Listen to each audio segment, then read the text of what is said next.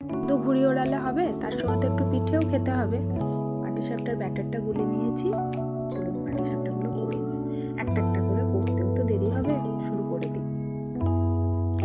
পাটিসাপটাগুলো হয়েও ছিল খুব সুন্দর। আমাদের আবার প্রথম করে একটা ব্রহ্মাকে দিতে হয়, তাই দিয়েছি। এবার সবাই খাবে।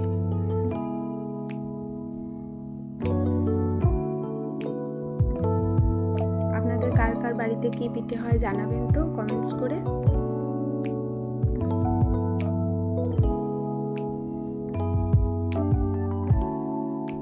পাটিসাপটা খেতে আমাদের বাড়িতে সবাই খুব ভালোবাসে। মাকে দিয়ে আসি, গরম গরম হয়েছে, মাকে দিয়ে চলে আসি।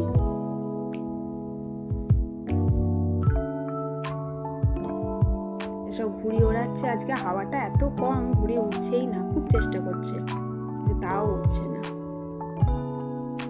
আমি একবার ছাদে দেখছিলাম ওরা কি করছে। ছাদে থাকলে বাচ্চা তো ভয় লাগে, ওই জন্য মাঝে মাঝে একটু ছাদে চলে আসি। সব বাড়ি থেকে দেখুন সবাই ঘুড়ি ওড়াচ্ছে। বর্ধমানে এই ফেস্টিভ্যালটা খুব জনপ্রিয়। প্রত্যেকের বাড়িতে বক্স, ছাদেতে বক্স, লোকজন আর ঘুড়ি, একদম কমন ব্যাপার একটা।